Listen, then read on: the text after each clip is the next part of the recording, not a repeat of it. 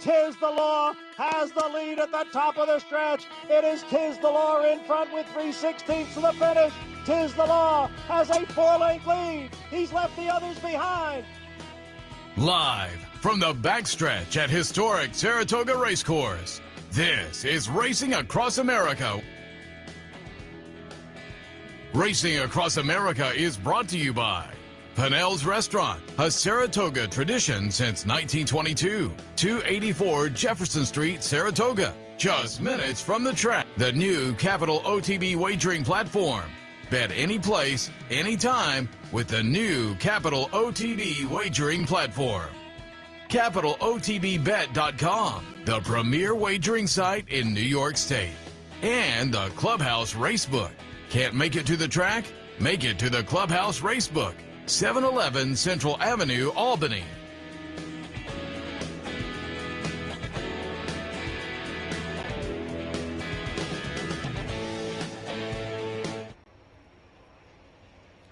Good morning and welcome to Racing Across America here on this Friday morning at Saratoga. A gorgeous Friday morning live from our Clare Court set. We're happy to have you on board for the next hour or so. Coming up a little bit later on, Joe Clancy from the Saratoga Special. Again, we have been cycling in the Saratoga Special guys, Joe, Tom Law, Sean Clancy throughout the meet on Friday. So Joe will wrap it up for the Saratoga Special team in a few. A little bit later on, Michael Blowen from Old Friends will also come in. We'll talk some old friends and more with Michael, as I say, in our last segment. But we're going to kick things off with trainer Mark Casse. He has won in one of the stakes today. He's had some nice stakes action over the past few days and maybe coming up as well. Mark, good morning. Good morning. Thanks for having me. Happy to have you here. And tried to get you in earlier in the meet. You were sending a kid off to college. I was. We went down to near St. Petersburg and Eckerd College, so we're excited about that. He's doing well. Nice. College in Florida. I like that. So yeah. I went to Syracuse. Right next to the beach. It's tough. It's tough. It's like that. Yeah, it's tough. Very good. Speaking of traveling around, I pulled up Equibase last night, and I was looking at entries, and you have horses at the various venues, but you have, boy, it's just, I'm going down, and you got a bunch of maidens entered in the maiden specials at Kentucky Downs for $150,000. Yeah. They call those stakes everywhere else, right? That is incredible. How many horses are you going to have down at Kentucky Downs over the course of the 7-day meet? It's just about who gets in. It's so difficult. Yeah. You enter and there's 30 horses in there. So we have a division at Churchill and at Ellis Park, and they all sit there. We all enter, and if you're lucky enough to get in, Yeah, no, the purses there are just insane. Talk about Saratoga and the Saratoga season so far, and as you sat down, we've been saying it all morning as well. Boy, the weather is gorgeous now. A little hot and humid early on, but otherwise, and we'll hit on a couple of the nice performances over the past few days, but how's the Saratoga season treated you so far? Good, Obviously, you always like to win more than you do, but I don't even know how many races we won, but I think we've won 3 stakes. Just got beat in another one, and that's what we bring a lot of horses to run in stakes and stuff, and then we bring some young horses. Usually don't bring many of our claiming horses, so this is a tough place to win, but I'm proud of the way we did. We finished second yesterday in the P.D. Johnson and won with anticipation, so it's been a good meet. Yeah, I'm going to pull up some of those and get some comments on those in a second. Talk a little bit about, where are you based up here? Where's your barn? 29, have been forever. I tell everybody the 3/8 pole on the main track. Very good. And I ask everybody when they sit here, you ever bring horses back here, Clare Court? No, I did. I was stabled here a long time ago with Alan Jerkins. Oh, okay. Yeah, we used to play football. Well, I was going to say, play a little touch football. Yeah, one time we were playing football, and I was on the opposite side, and he went running by, and I went to tag him, and it pulled down his pants. So I saw a sight that was scary, and it didn't even faze him. He just started hopping. He was true competitor. Yeah, he was. So many great memories, and a lot of things that I still do today. I think back of things he told me. So you've been at this barn for 29, so it's like a home away from home kind of. Oh yeah, it's a beautiful barn. Lucky to have it, and yeah, we love it. Yeah. Let's go, and I said I was going to pull up some of the replays, and I'm going to go back to yesterday because I think you have to be thrilled. Which Ways, coming off a maiden victory up at Woodbine the middle of August, and you show up yesterday in the PG Johnson. Be Your Best is going to be the clear winner, but Which Ways at 19-1 going to be the number 2 horse. You have to be thrilled there. This was a really nice late run to wind up second in the stake yesterday. It was. She belongs to my wife. I bought her for $15,000. I was kidding Johnny. You probably didn't see it, but I asked him if I owed him a jock's mount. The David's filly, the one, threw a fit in the gate, and when she did, Johnny got thrown over, and Dylan said, "I've never had." There were 2 of us on one horse, so I asked Johnny if I owed him a jock's mount this morning. But I think it probably affected her a little bit early because she didn't show any speed. Down the backside, she must have been 15, 20 lengths out of it. I don't know how she ran. Well, when we picked up the video, she had. I don't know how she ran second, and she's still running green. But beautiful filly, and it's got a bright future. Bought her down at Ocala last October. So again, as you say, kind of a bargain purchase there to be stakes placed. Yeah, I also Janice Joplin, who's run second. I bought her for my wife for $25,000. And then we sold her after her first start. That's what I do. I don't hold on to them very long. Well, if you get the right amount of money, I can't blame you, certainly, particularly when you pick them up for money like that. And should mention, you got at the Ocala sale, you have the farm down in Ocala for folks who aren't familiar. Yeah, we have that's our training center. That's our headquarters. It's kind of like a fair hill. Everything we do is there. That's where I am most of the time. And then depending on, of course, if we have Canadian breds, they'll go to Woodbine. We have a lot of Florida breds. They go to South Florida. New York breds, and Kentucky breds. Yeah. So, but we do everything there, and a lot of my horses I give the winter off. You'll see a lot of times where, like, Make Mischief. I think she won this spring, or maybe it was last spring. If I don't have horses here, sometimes I'll send them like Chris Engelhard or somebody if we don't have, because we don't stay here during the winter time. Yeah.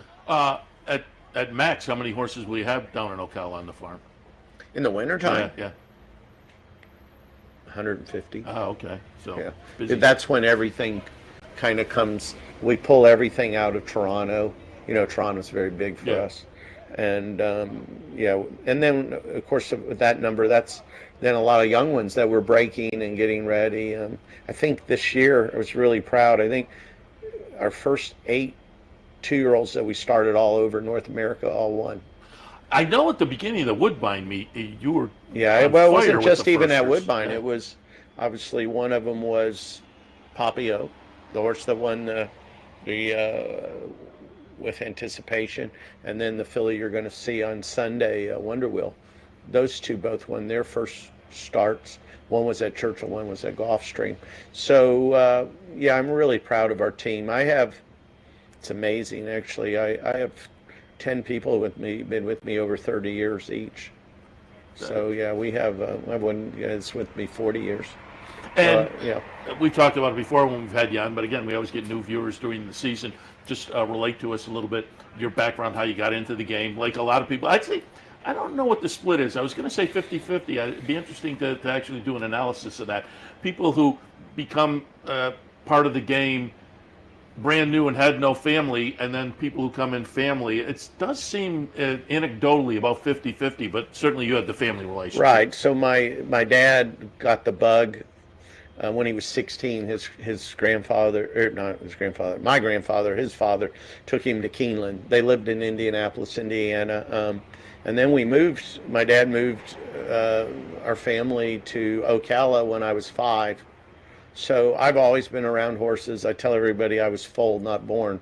And since I was a little boy, I've always loved horse racing and been coming here since I was about 10. Oh, really? Oh, yeah. I was here. I remember when I bet on Onion when he beat Secretariat. So I've been coming for a long time. And so Saratoga is very dear to me. I lost my dad 5 years ago.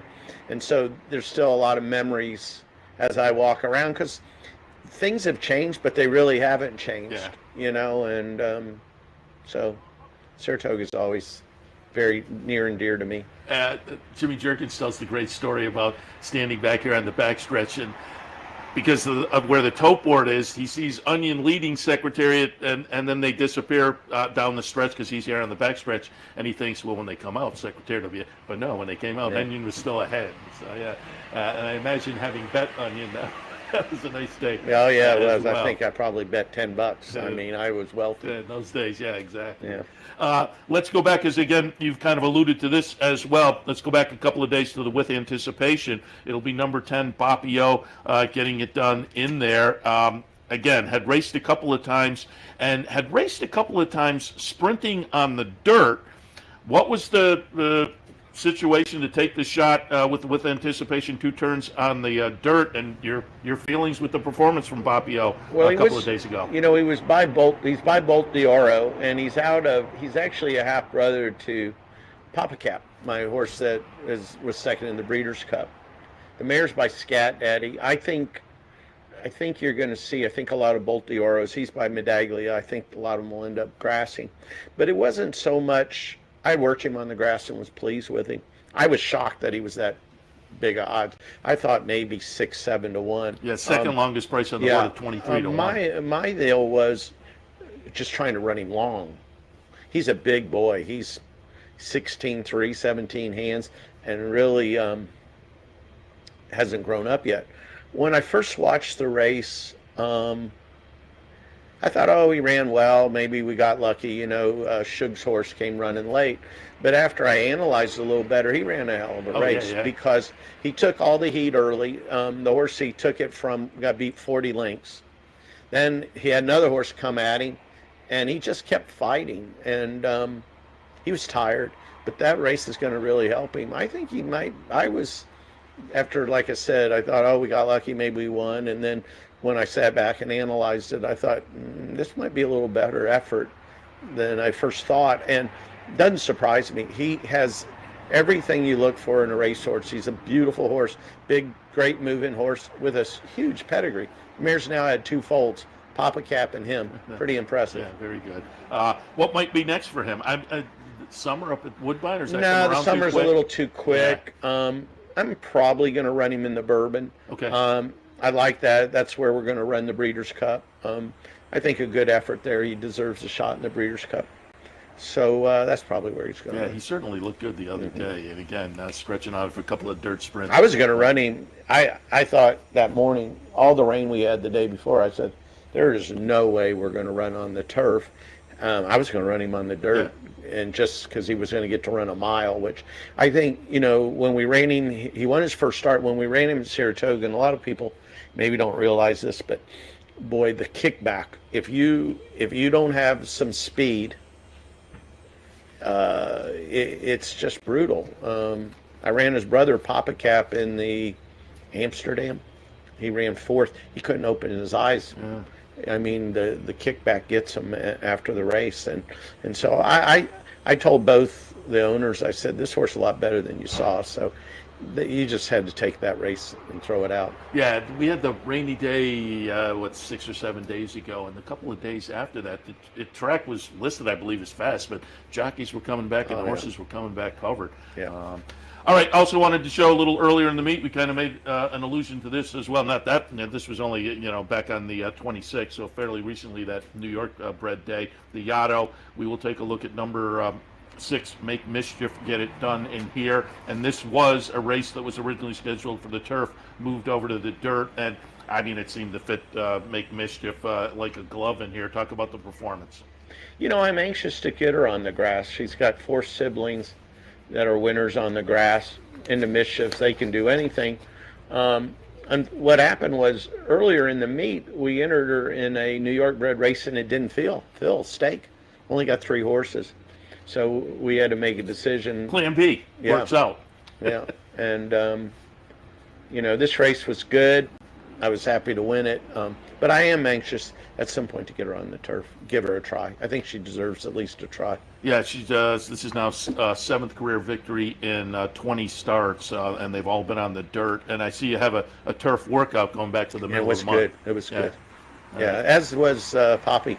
His was good too when we worked him. I was very pleased with that. So I thought he would handle the grass. I thought she would handle the grass. Anything in mind for her, Make Mischief, or are you Not searching, really. maybe We're look for still some- searching, and no, we haven't come up with a decision. I find she's a little better if I give her a little bit of time between races. She puts a lot into it. Big filly.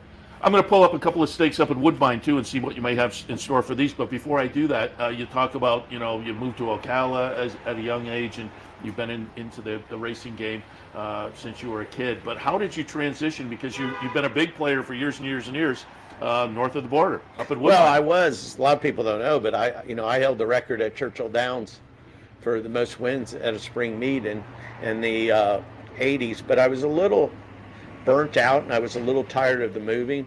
And so Churchill's meet ended, and I took about 10 grass horses to Woodbine and never came back. And I was quite content. We were doing well, but my oldest son, Norman, who now trains, he's a Louisville boy. He loves Louisville, was born in Louisville. He said, "Dad, we got to start running again in the U.S." And that was about the same time as the Oxleys came along, and they want to try to win the Kentucky Derby and this, and so then we started back, and that was about 10, 12 years ago. And I took some, I had to make a lot of big changes.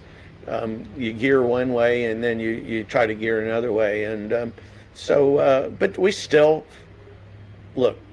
Toronto and Woodbine is a wonderful place. You've been there. Yeah. That is still our number one concentration. When you see us here at Saratoga, this is just kind of a token.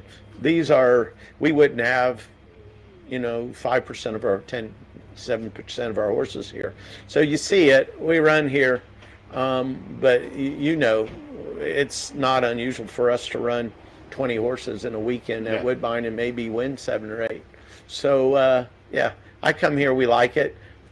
We have a lot of owners that come here for the meet, but we still, Woodbine is our, you got Chad and Todd here. This is their number one. You've got Steve Asmussen and Brad Cox, Kentucky's there.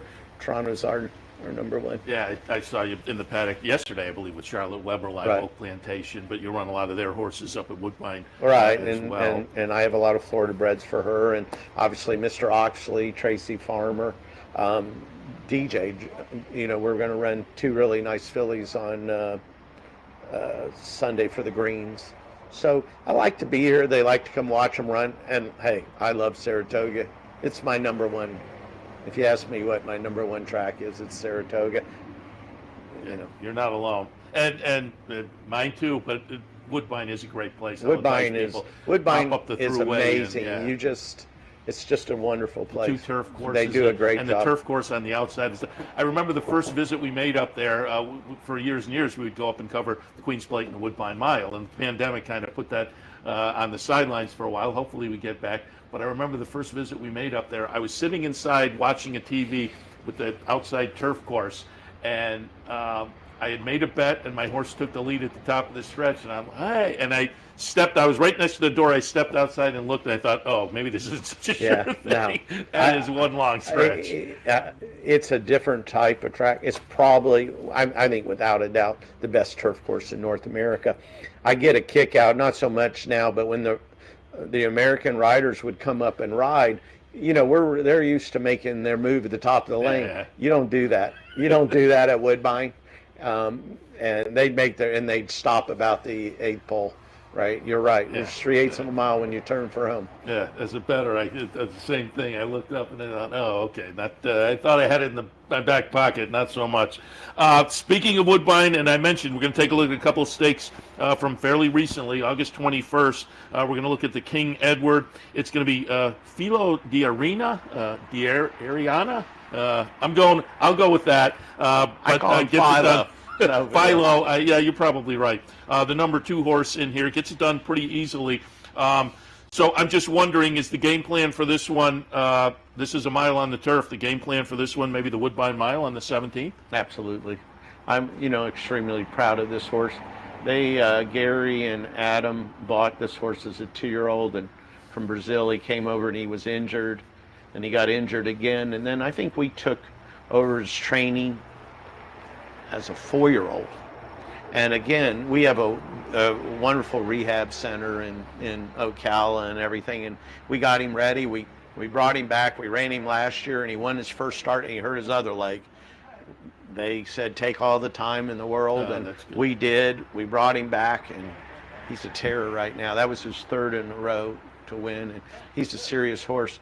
He's so serious that they bought his mom, and he's got a full brother sister in her belly, and she's at our farm in Ocala. She folds because she's Southern Hemisphere. She folds next month. Oh, okay. So yeah, it's we're gonna, so we can do it all. We're gonna foal her at our farm in Ocala. So are the dates based on when the horse is born? No. Okay. So he or she will be behind the 8 ball for a while because born in October, they're going to turn 1 year old in January 1st. Yeah. Unless we went back and they decide to run the horse in the Southern Hemisphere, then it would revert back to that. So that's what I was asking. Yeah, she doesn't have the Southern Hemisphere June date. She's going to still have the January date. Yeah. Okay.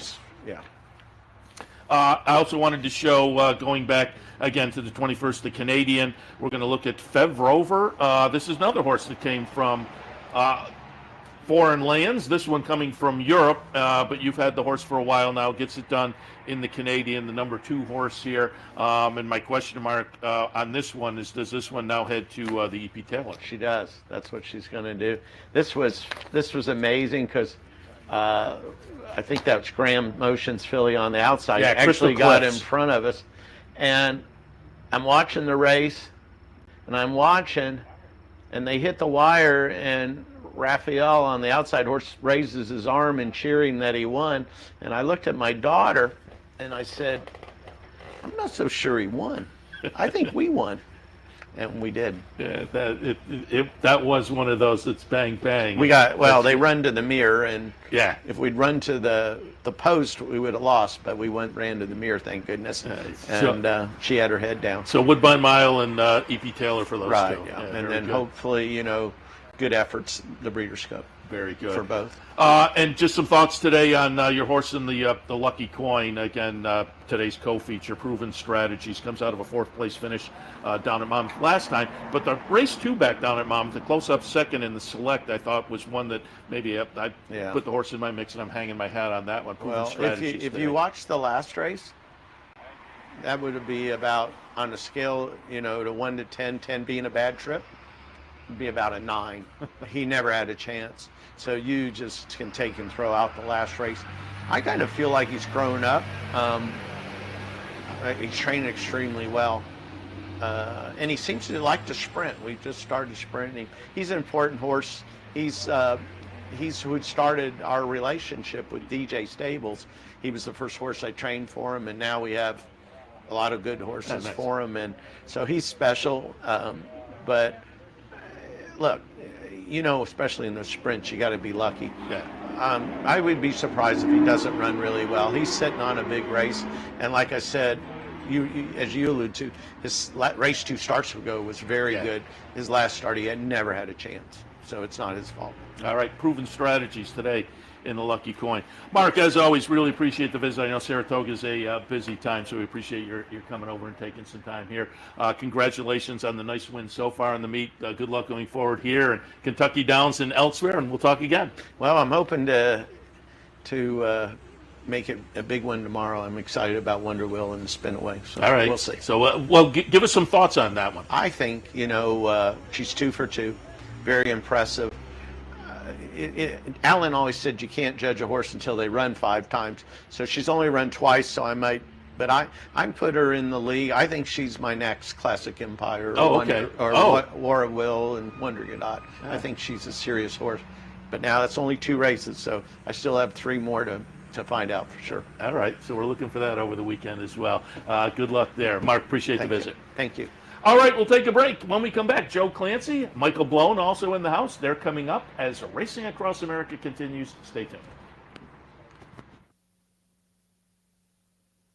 For 4 generations and looking forward to a 5th, Bruce Cerrone and his family have continued their 99-year tradition of delighting their faithful following with the finest authentic Italian recipes made with the freshest ingredients. Some things have changed in the last 99 years, but not Pinnell's commitment to the finest in Italian cuisine. Pinnell's Italian Restaurant, a Saratoga tradition since 1922. 284 Jefferson Street, just minutes from the track. Capital OTB is now streaming live on Roku. The RTN Racing channel on Roku lets you watch OTB TV live through your Roku device or your Amazon Fire Stick, rather than being limited to computers and mobile devices, which means you can now watch OTB live wherever you are. Simply open Roku, scroll to find the RTN channel, then click on OTB TV. OTB TV on Roku. Try it now. Hello everyone, I'm Scott Vartley and I'm here at the West Condominiums in Saratoga Springs. And guess what? We are down to the home stretch. Everything is 2 bedrooms and 2 baths. Come make a selection of one of the greatest condos ever to be built in Saratoga Springs. We're starting in the upper 5s and the only rooftop penthouse available now under construction. Wow, just look at this patio. We have a rooftop pool, heated garage, balconies, and a gym. Call me at 518-281-6808. Welcome back to Racing Across America. As promised before the break, joined now by Joe Clancy from the Saratoga Special. Friday means a visit from the Saratoga Special gang. It's been Sean Clancy, Tom Law, Joe Clancy. Joe wraps it up. Good morning. Good morning. How are you? Yeah, wraps it up. Sounds weird to say, as always, at the end of the meet, but here we are. We made it. The march of time. I said on day one. On day one, you think, wow, plenty of 40 days and plenty, and you know this week is coming, in that last day because it zips. And I said it the other day. Why is it that this 40 days goes by like that, and the next 10 months just seem to creep along? Yeah, or 40 days from now, you'll be like, yeah, that was ages ago. Yeah, I don't know. And it's not even, it's literally like 2 weeks from now, you're like, boy, that seems like such a long time. I know. That is some kind of mental, something. Mental game Saratoga plays with all of us, I think. Something's going on there. Talk a little bit about the remaining Saratoga Special schedule. One more print edition? Yeah, one more print edition out tomorrow, so we got a long night ahead of us, putting everything together as usual, which never seems to change. But so that'll be out tomorrow, and then the Sunday and Monday sort of handicapping will be online at thisishorseracing.com, sort of as a little mini. We've been trying to throw a little more content in there with the picks and follow everything up. And we used to try to do a wrap-up edition, and it kind of, you realize there's nobody here to read the wrap-up edition. But maybe we'll perfect that model someday. So.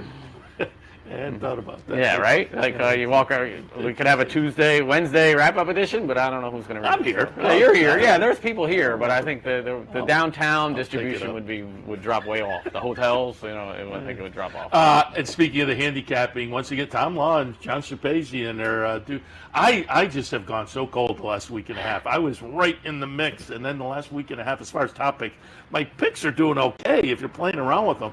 But the top picks, I've just gone, but they are zipping away as usual. It's harder than anybody wants to admit. I think we all think we've got it figured out at various times, and then other than it'll remind you don't. And but yeah, Tom closed it up to 1, and then Shapazian, I think he had 5 yesterday, and so now he's 4 in front. Tom had a couple too. So but John is 4 in front with 4 days to go. So we'll see how it goes. Both are doing really well, and it's kind of fun to see them land on different horses, and they both end up with 3 or 4 winners on the card. Which is interesting to me. That I guess that's different styles, different something. The battle is fun to watch. I wish I was participating. Yeah. But you're in the mix. You're in the mix. I don't know if you're not reeling him in, but yeah.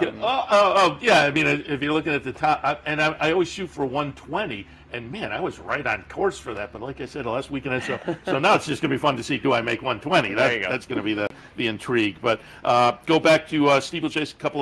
You do a great job. You join them on the Fox broadcast and do the NYRA pregame, looking at the steeplechase. And we had a couple this week, and just the other day, Theocrat, who I had in the mix, but boy, I thought he looked really good on Thursday, yesterday.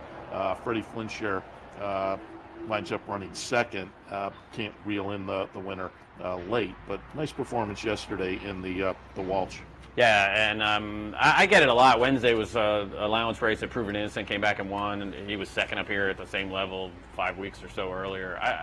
I get some, not criticism, but I get people with feedback about the steeplechasers and say I don't understand it, I just skip it, and the horse Wednesday, to me especially, was really logical, and he ended up favorite, but he wasn't that big of a favorite. I mean, he was logical if that was a flat race. He won a maiden race, first level allowance here, he was second, got stopped on a turn a little bit, you can make a case he could run better, and then he comes back at the same level 5 weeks later. I mean, that doesn't matter, turf, dirt, sprint, jumps, anything, that's the perfect setup. And I don't know. I got a lot of I picked him on there. He was 5-2 or whatever, so it's not like he was some outlier. But I get some replies on Twitter. I can't figure these out, and I'm like, well, you're not doing any work, because anybody can figure that out if you're just. It was very logical handicapping. And yesterday maybe I didn't have that horse. It was his second start in America. I couldn't quite figure out where he fit with these horses. He had won a race at Colonial Downs, but it wasn't, it was kind of a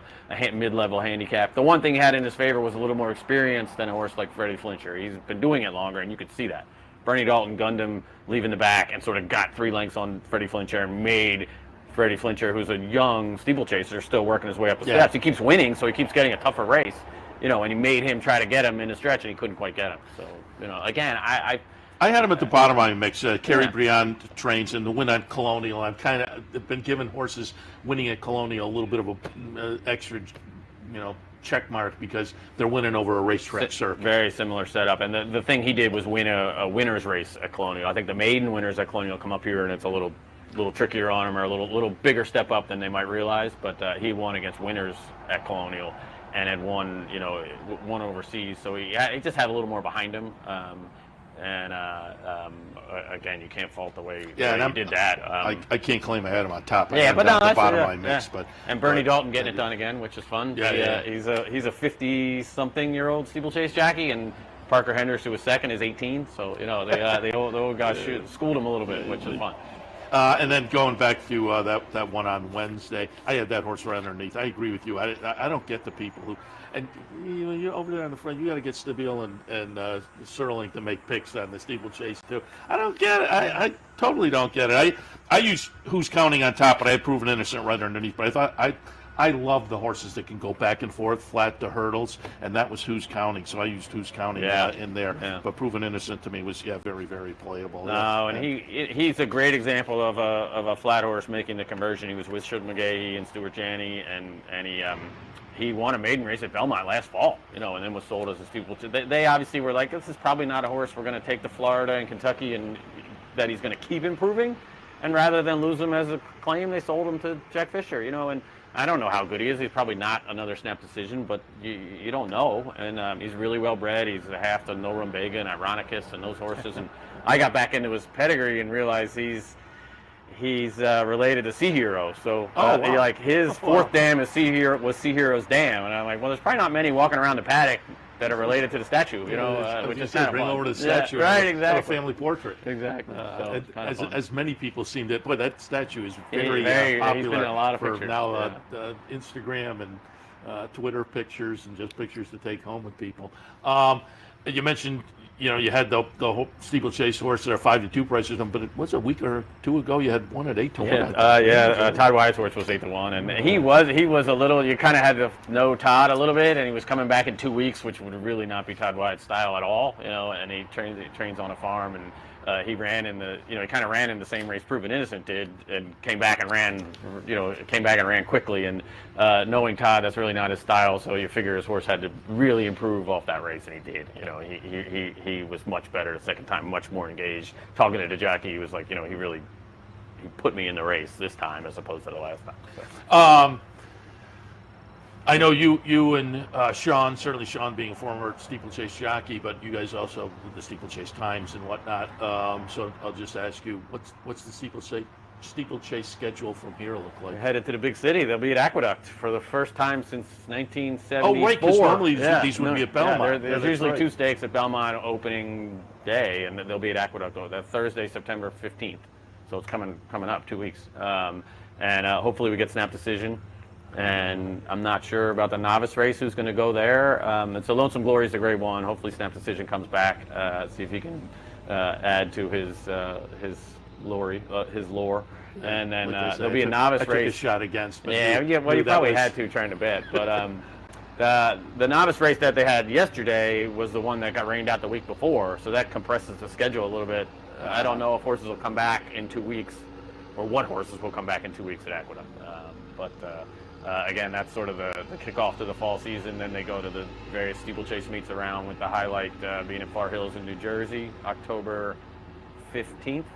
And they'll have that'll have full pari-mutuel wagering and everything again. And last year they worked it into that Fox show, and I think they're working on doing that again. At least some of the races. The Grand National's a big race. And, oh yeah, it's a great event. It's really fun. Just a top class racing all day. Big tailgate parties. The wagering they've added over the last 2 or 3 years has really added a little to it. And they're actually having a 2-mile flat race this year, 2-mile turf race that's named for John Forbes, the New Jersey trainer. And there's a few horses pointing for that are that people will recognize. Kerry Bryan just picked up Cross Border, who's going to. Oh wow! I don't know if he's going to run over jumps or not, but I think that's his target. Wow. And it should be a nice mix to see who shows up for that. And don't you guys usually have some content for that, right? Yes, yeah, we'll follow that Make some along with the picks and website. whatnot. Yeah. So I'll try to get. Last year I got out and saw that was sort of the showdown, the Mean Queen against Snap Decision. So it was fun to go out that week and watch both horses train. One at Ferry Hill, one at Fisher's Farm. Yeah. So. So again, this is horseracing.com. You can check out that. Let me just get some thoughts on last weekend. Again, you guys, great coverage, obviously, of all the big stakes events, but get your thoughts on the Travers. We'll take a look at the stretch run here. Epicenter, validates what a lot of people have thought. The top 3-year-old Cyberknife, I thought, ran very well to get seconds and third. Rich Strike, the Derby winner, good fourth in here, but with the 112 buyer, Epicenter, pretty solid effort. What were your thoughts on the Travers? Yeah, I was proud of him. I don't really have anything to do with the horse, but you were like, he's worthy of one of these races. And I don't know if you try to say one deserves one or not, but he was worthy of a Grade 1 win the way he'd been running all year, and to see him do it this way was pretty impressive. As Joel Rosario takes a look under his back for everybody, and I was really impressed by it. I thought he was the best, most consistent 3-year-old all year, and at some point consistency doesn't have to prevail, but it has to be rewarded, I think. And and to see him kind of take control. Obviously, it doesn't mean the Derby didn't count or the Preakness didn't count or anything else, but he took control of the division there. Yeah. Really good effort. And again, with the 112 buyer also bodes well for maybe stepping in against older company also.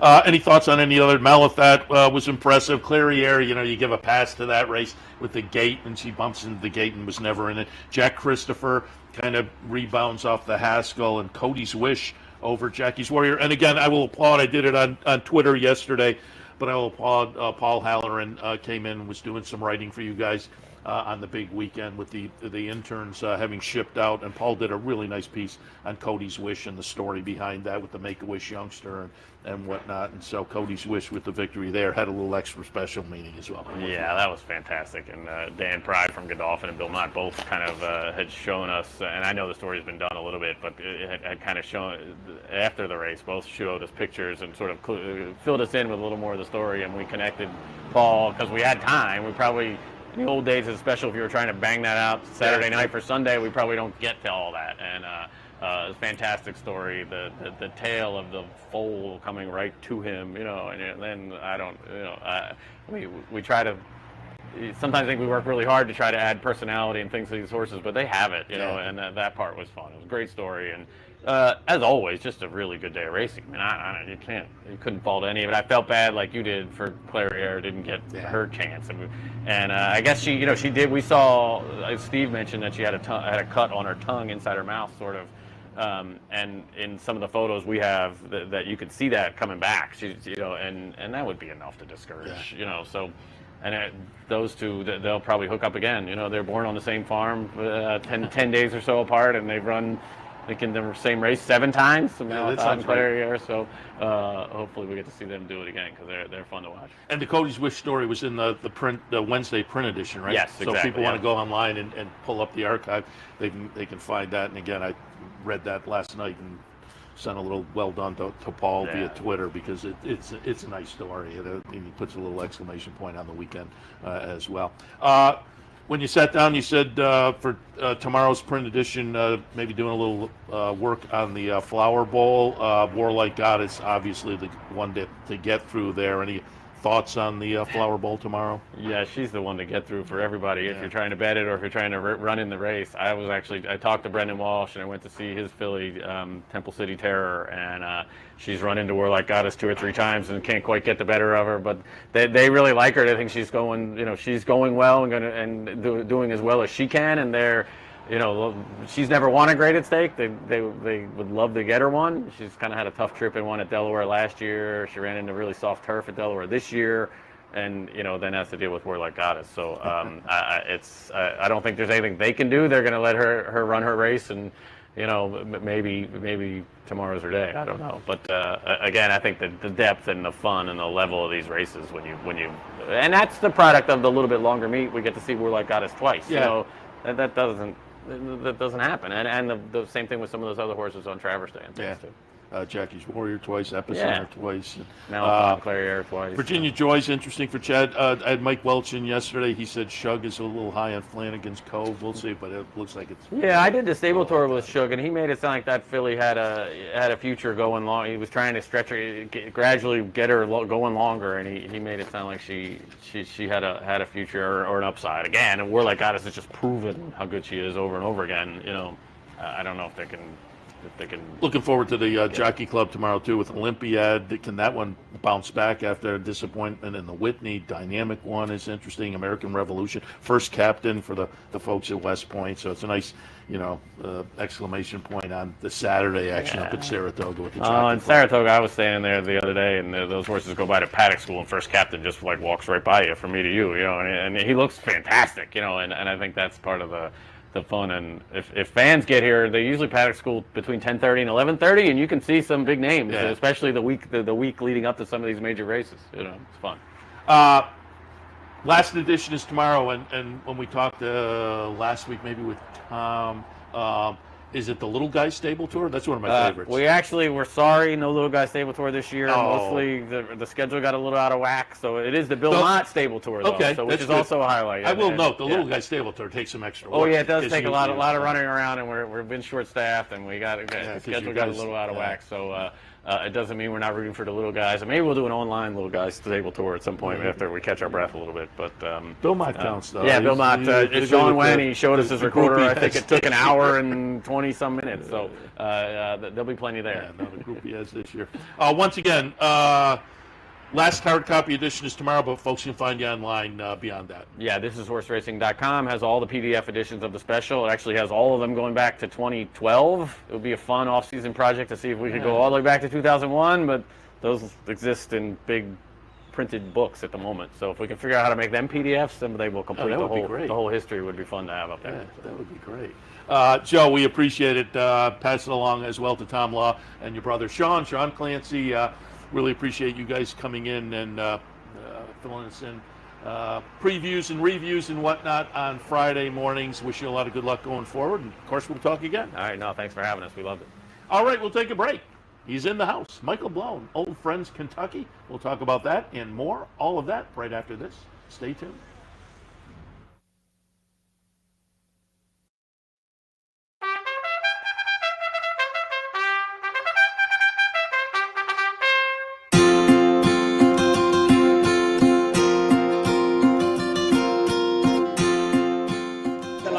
Set now for the juvenile fillies turf. 14 of them across the track. Is sent on their way. And the dance on the outside broke a little sideways with Pro KK, but meanwhile it's going to be stopped. But running on now, and Somali Lemonade's got 8 to make up. They come to the top of the lane. Stop Shopping Maria's got a lot left. Stop Shopping Maria goes on. Sweet Cat is right there. Hard up to right. Royal Body is running on. Past the 8th ball way comes. Stop Shopping Maria for the run. Still under a hand ride as they come to the 16th. Stephanie's Kitten coming out late. Yes, Stephanie's Kitten coming fast. Stephanie's Kitten. Stop Shopping Maria. Stephanie's Kitten's wobbled.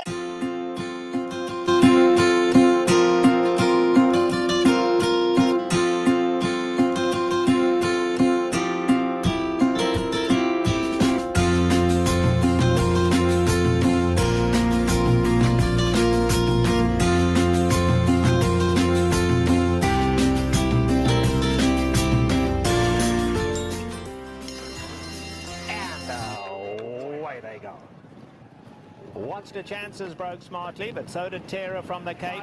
On the inside, Sky Lantern, the grey going well. If he can get through, Sky Lantern, the grey looking for somewhere to run. Wide open. It's Terra from the Cape hanging on.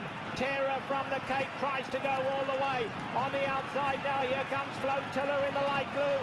Flotilla is absolutely flying. Watch the chances in there too. But Flotilla has gone right on by. And Flotilla is coming home to score. Flotilla has won it just about 2 in the end. It'll be watch the chances. Summer of Fun coming on to finish third.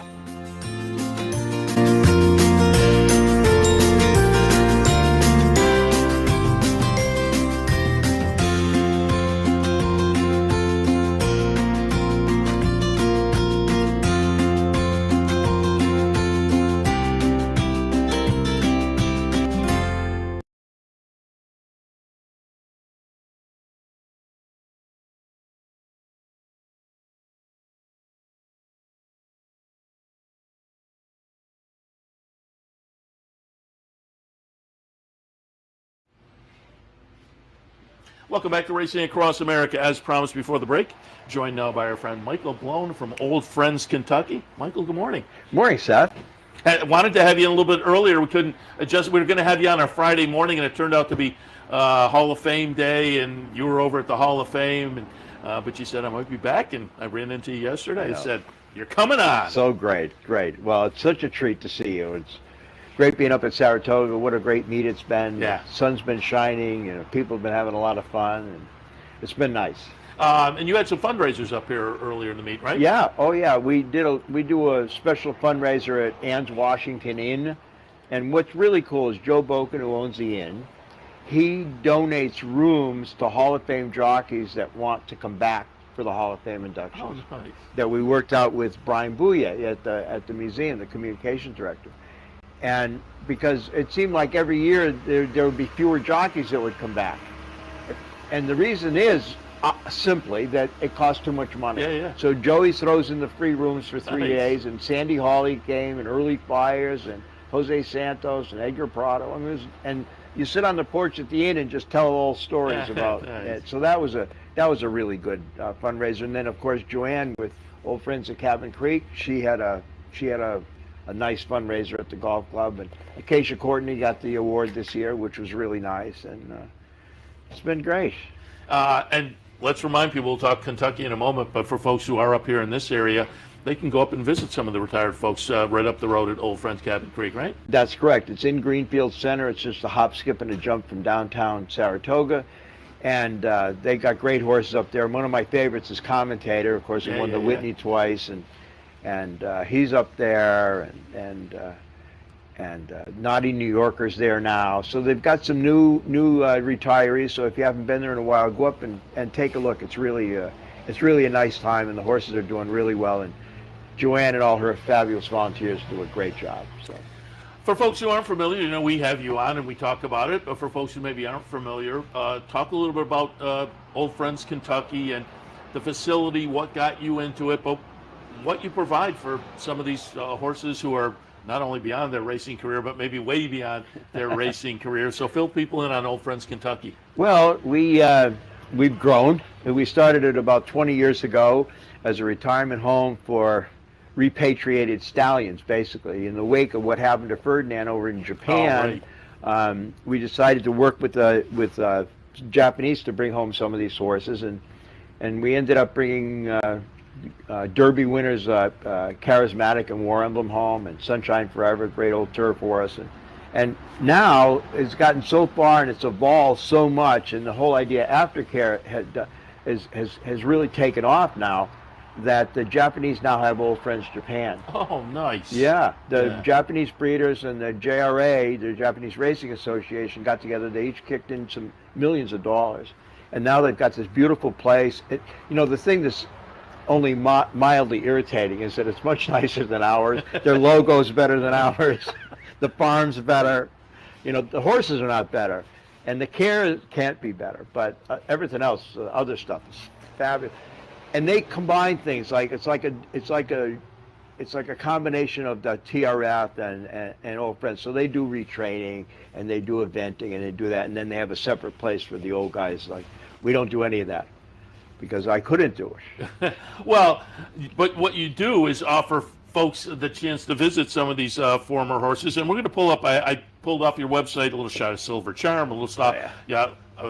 Dear to our hearts up here, Birdstone also, and I pulled up a little video of the farm as well, just to give folks a feel of the layout of the place. So talk about if people are down in Kentucky, if people go to Churchill Downs or over at Keeneland, and maybe you want to come over for a visit, fill us in on, visiting some of the old friends at Old Friends. Well, we have the 3 Belmont winners that everybody hates. Saraba because Warren was going for the Triple Crown, Touch Gold because Silver Charm was going for the Triple Crown, and now Birdstone, of course, who beat Smarty Jones out of the Triple Crown and got booed at his Belmont. But they're happy now. We love them, and so we have them. Silver Charm is the oldest living Derby and Preakness winner. He's 28 years old now, and he's doing really, really well, and we're really honored to have him there. He's like our Elvis. Everybody wants to see Silver Charm, and he gives me a kiss every morning. Nice. And it's really interesting to watch the transition that they make from the racetrack and in some cases other careers as eventers, because and this is literally true. I tell the people that work at the farm, I said for their whole lives they have to be trained. We look all around here and they're being trained to do things and being trained to be professional athletes, and then if they have a breeding career, they've got to be trained to do that. However, when they come to our place, they have to train us. And as soon as you discover what each of these individual horses prefers, everything goes better. Silver Charm, for example, we have to bring him in at night because he didn't like the cars on the highway. He didn't like the headlights. Right. And he doesn't like getting petted. But anything else, you can lead him around with dental floss. He's just really easygoing. And even the ones that were temperamental, like War Emblem, even towards the end, before we had him for about 3 years before he settled down. And the other cool thing is that Shadwell has donated all their retired stallions to us. And Princess Hiss has been to the farm, and she told me she said that Sheikh Hamdan's daughter, she inherited the Shadwell Empire when Sheikh Hamdan passed away, and she's been great. She tweets me now telling me, don't forget to remove the pits before you feed him those dates I sent. And I told her, I said, they really like the Dubai dates, but they don't like the ones from Tunisia. I don't know why that is. But anyway, it's a lot of fun for the horses. It's certainly a lot of fun for me. And people want to make a reservation to come for a tour, just call the office it's 502-863-1775 and come on over. And we got Keeneland coming up, and we've got the sale coming up, and then to top it all off, we had the Breeders' Cup there, and we're Actually, some events tied in with the Breeders' Cup. Breeders' Cup timetable. We do a big party the day after the Breeders' Cup, and then we're going to have a media day where we're going to invite a lot of the people on a kind of a slower day, a Breeders' Cup week, to come over. We have I think now we have 9 Breeders' Cup winners, including Stormy Liberal, who won twice. And Breeders' Cup's always been very, very good to us in terms of their support. So that is going to be a lot of fun. But if you want to come on a little slower time, then just make an appointment. Come on, we'll get on the golf cart, we'll drink a few beers, and drive around. Nice. And there's all kinds of social media pictures from people who are visiting and remembering and visiting with their favorite horse. How many horses do you take care of now? Well, at the main farm, 141. Wow. We have a benefactor who just came in and saved our lives and did a fabulous job, and we were able to get 16 horses off our waiting list. So that was great. And then so we have 141 at the main farm, about a mile and a half down the road on Ironworks Pike, next to the Winding Oak subdivision. We bought their green space, and we have 42 over there. And then up the road on the other side, across from Kroger, at Ashton Grove, which is a senior citizen facility, we have it was built on land that used to be owned by Hillendale, John Secura. Yeah. So they had a barn, had all this stuff, and so they've allowed us to bring 18 horses over there, and they interact with the retirees. Oh, nice. Yeah, it's just a lot of fun. Yeah. And then, there's a lot of interest now in building one in Florida and expanding up here in New York. So. We'll see what happens. And of course, as you say, you have a benefactor, but I'm sure you can always use some extra donations and money. I told the guys pop up the website for folks who may be interested to learn more about it, or, as you say, make an appointment to go down the website right there, oldfriendsequine.org. So visit the website to learn more about the horses and the organization, maybe make a donation or whatnot. And again, it's great to see these old horses go on and be taken care of like that. And so I salute you and the whole team down there at Old Friends. And again, invite people to visit the website and learn more. So the video I showed was on there, pictures of more of the horses you have down there. Before we let you go, though, Michael, want to shift gears and go back to your previous career, where you were a movie reviewer for which Boston newspaper? The Boston Globe. Boston Globe.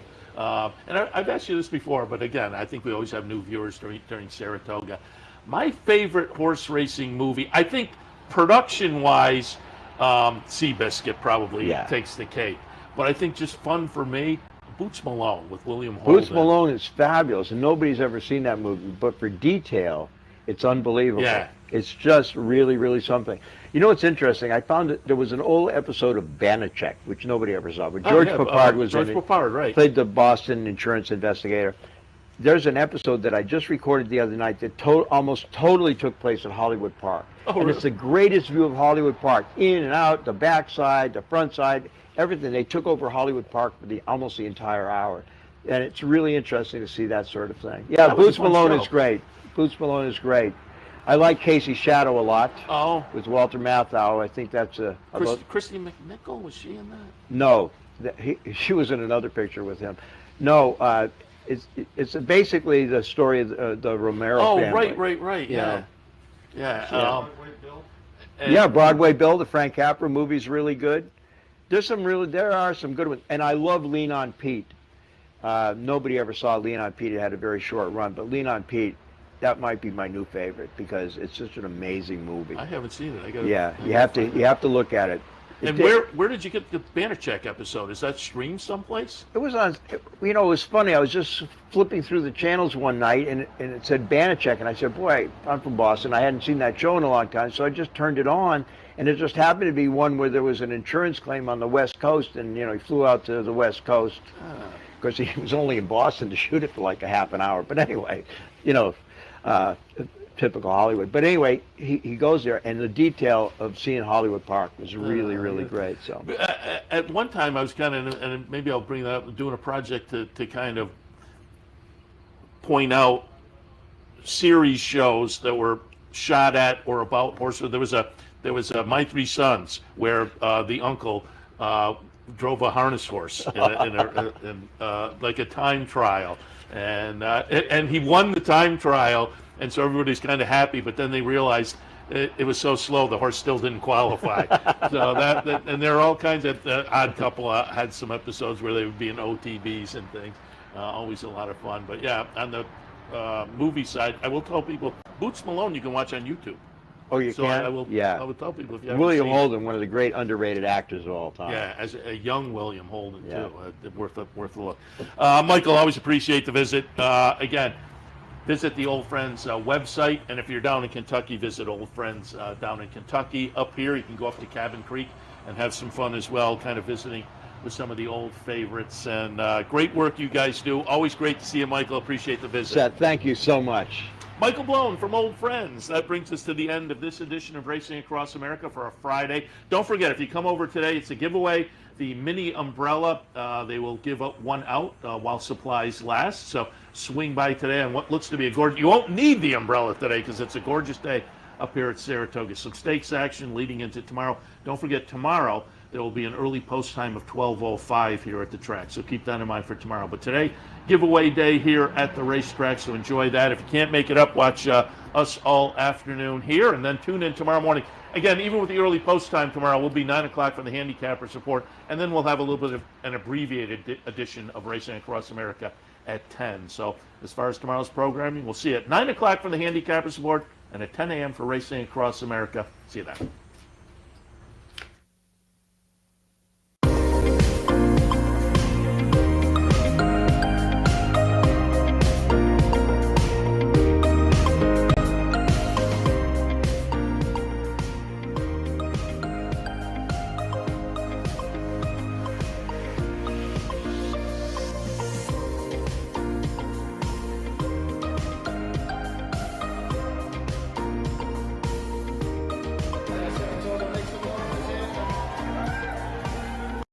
For 4 generations and looking forward to a 5th, Bruce Cerrone and his family have continued their 99-year tradition of delighting their faithful following with the finest authentic Italian recipes made with the freshest ingredients. Some things have changed in the last 99 years, but not Pinnell's commitment to the finest in Italian cuisine.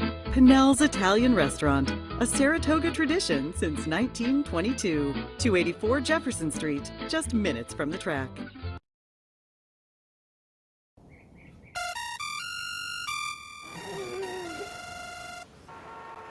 Come on. I want sales reports on my desk by Monday. Oops. My bad. Love racing? RTN brings you every live simulcast on your home television, plus live video streaming and race replays on your PC and mobile devices. To order, visit rtn.tv. RTN, a breed apart. You're watching OTB TV, a service of Capital Off-Track Betting.